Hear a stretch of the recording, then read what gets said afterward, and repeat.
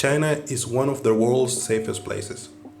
According to the latest report of Gallup, China is ranking third in the Law and Order Index, and 90% of the Chinese participants feel safe walking alone at night in their area, with analysts saying that the report shows that Chinese people are confident in public security and order in the country.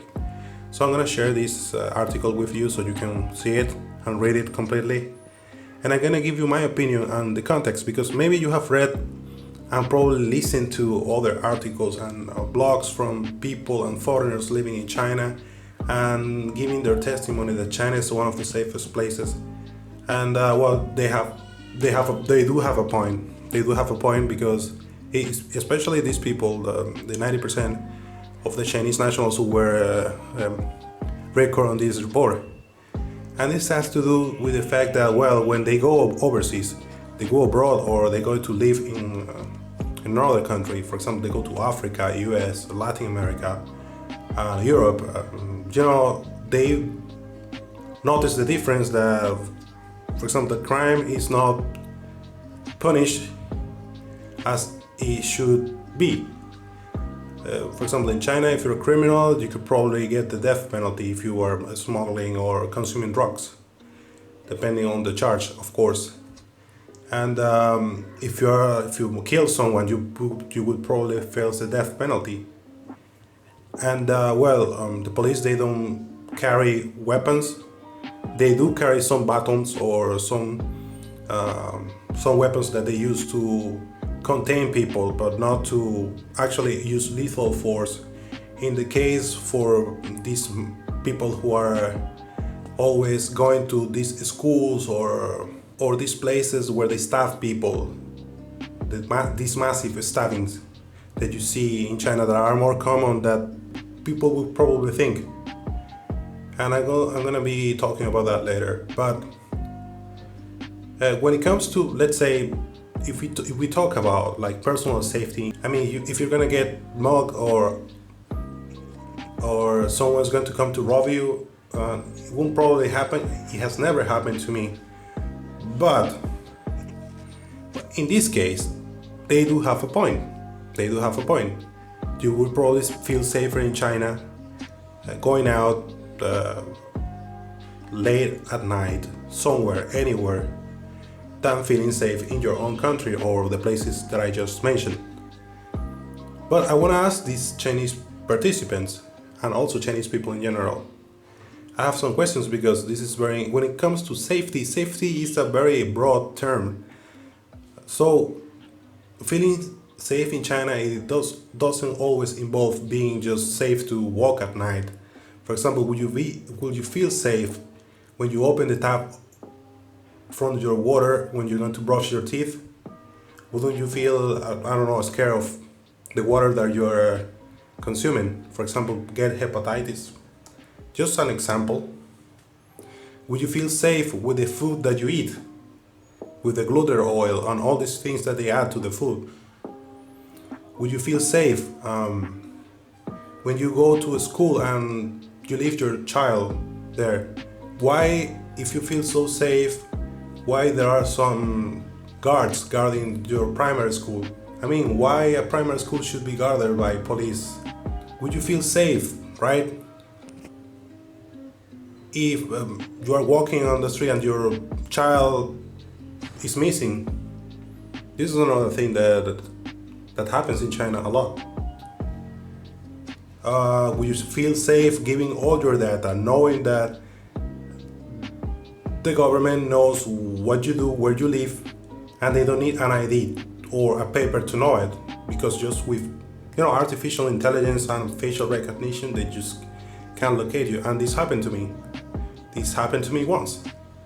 They could locate me not for the wrong reasons, but they could do it without having to hand over to them any kind of identification.